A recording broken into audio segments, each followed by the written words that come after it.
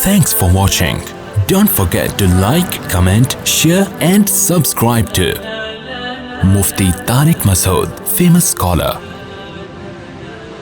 تو میں یہ عرض کر رہا تھا کہ ایک طبقہ وہ ہے جو اللہ کی رحمت کو بہت بنا کے پیش کرتا ہے, دوسرا طبقہ ایسا بنا کے پیش کرتا ہے کہ سارے مولوی جہنم میں جا رہے ہیں.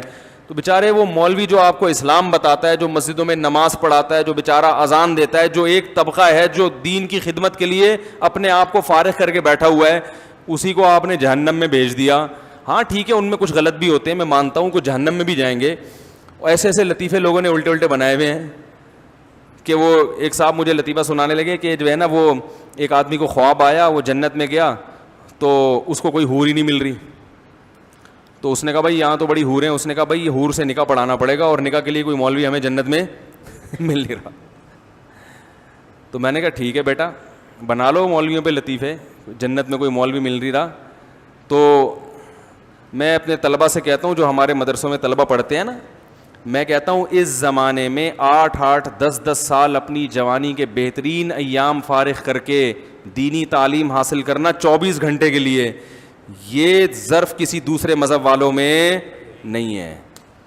میں کہتا ہوں ٹھیک ہے کوئی عملی کوتاہی بھی ہوگی, لیکن اللہ تمہارے اس عمل کو انشاءاللہ ضائع نہیں کرے گا. یہ بڑے قربانی کی بات ہے کہ وہ دور جب آپ کمانے کے قابل بنتے, میں جب مولوی بننے کے لیے آیا تو مجھے پتا ہے میرے کیا جذبات تھے. میرے دوست کوئی ڈپلوما کر رہا ہے کمپیوٹر میں, کوئی پاکستان نیوی میں جا رہا ہے کمیشن آفیسر, کوئی آرمی میں جا رہا ہے, کوئی یہ کر رہا ہے.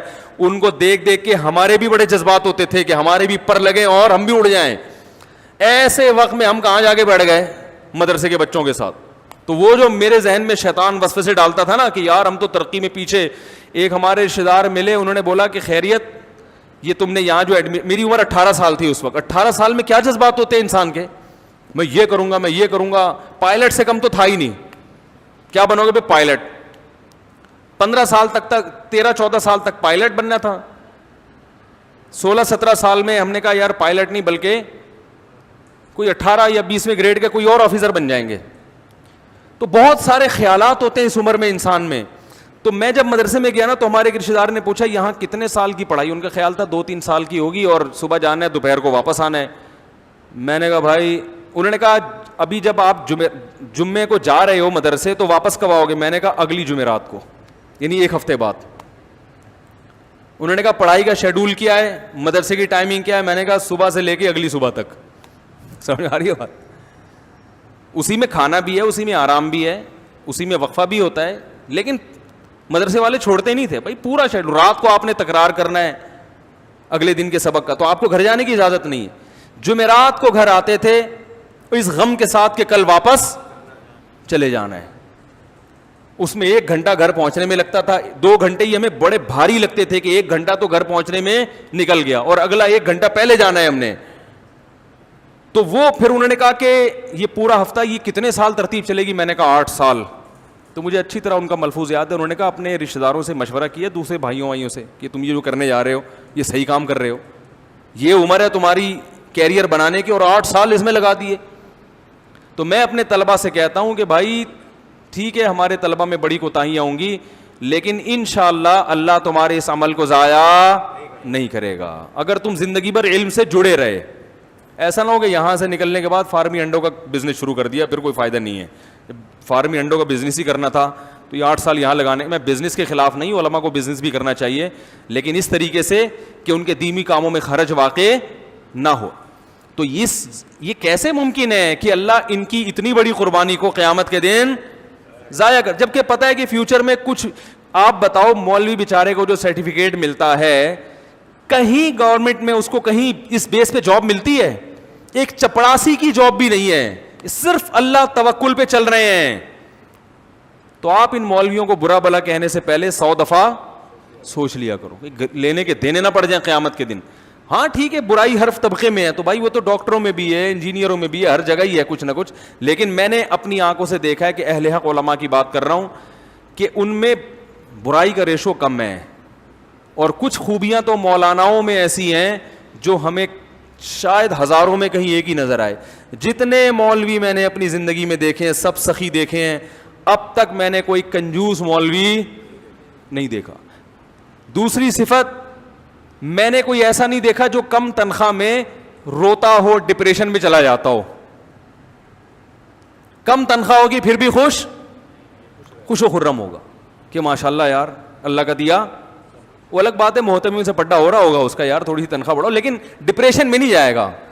صحیح ہے نا, ڈپریشن میں نہیں جائے گا, خودکشی کے خیالات نہیں آئیں گے. اللہ پہ اعتماد اور اللہ پہ توکل, یہ دو بڑی صفات ہیں بھائی, بہت بڑی صفات ہیں. خامیاں ہیں, کہیں آپ میرے سامنے مثالیں دینا شروع کر دو, لیکن اوور آل خیر کا الحمدللہ غلبہ ہے. اور یہ ایسی خیر ہے جو دوسرے طبقوں میں ہمیں شارٹ نظر آتی ہے. یہ جو مسجد میں آ کے سنبھال لینا, مسجد میں نمازیں پڑھانا 5 ٹائم اور اپنے آپ کو باؤنڈ کر لینا اور پھر تھوڑی سی تنخواہ لے کے اس پہ گزارا کرنا, اتنا ظرف میرے بھائی دوسرے لوگوں نے بنائی ہیں مسجدیں. اور پھر انہوں نے سوچا مولویوں کو امام نہیں رکھیں گے, کہیں سے فلانی جگہ سے وہ والا پروفیسر صاحب کو امام لے کر آئیں گے. وہ پروفیسر صاحب 2-4 دن سے زیادہ ٹکے نہیں, پھر وہ کرتے کیا, کسی دوسرے کو امام بنایا, خود پتلی گلی سے نکلے. وہ کہتے ہیں 5 نمازیں پڑھانا میرے لیے ایسے ہے جیسے غزوہ بدر میں جہاد کرنا. صحیح ہے نا. تو یہ بڑی مسجدوں میں قاریوں کو, حضرت مفتی ابو لبابہ صاحب ترکی کا دورہ کر کے آئے, وہاں کچھ تھے لوگ, مفتی صاحب نے دیکھا وہ 2 گھنٹے پڑھاتے ہیں وہاں پہ بچوں کو قرآن, ٹھیک ٹھاک تنخواہیں لے رہے ہیں. تو مفتی صاحب نے کہا ہمارے ہاں انڈیا, پاکستان اور برما اور بنگلہ دیش, ان میں آ کے قاریوں کو دیکھو ذرا, 8-8, 9-9, 10-10 گھنٹے پڑھا رہے ہوتے ہیں بچوں کو اور پوری زندگی اسی میں لگا دیتے ہیں, اور تنخواہ 8,000, 9,000, 10,000. یہ اچھی تنخواہوں کی بات کر رہا ہوں.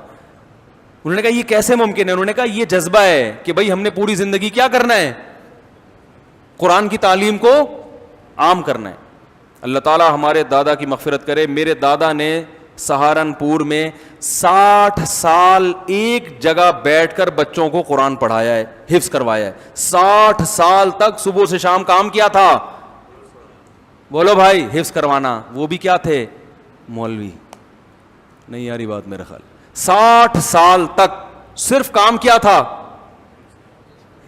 ایک جگہ 60 سال گزار دینا, پوری زندگی ہو گئی نا. یہ آسان کام نہیں ہے. لیکن بھائی یہ خوش ہے, مطمئن ہے کہ میرے سے اللہ کیا لے رہا ہے, قرآن کی خدمت. تو آج بھی آپ کو ملیں گے, بہت لوگ ملیں گے آپ کو ایسے. آپ جائیں نا, آپ صرف یوٹیوب کو دیکھ رہے ہیں, آپ سروے کرو, انشاءاللہ آپ کو ان میں خیر زیادہ نظر آئے گی. مفتی طارق مسعود صاحب کے بیانات سننے کے لیے youtube.com/مفتی طارق مسعود کو سبسکرائب کریں. اور اگر آپ لائیو ویڈیو کو کبھی بھی مس نہیں کرنا چاہتے ہیں تو سبسکرائب کرنے کے بعد بیل آئیکن پہ کلک کرنا مت بھولیں. جزاک اللہ.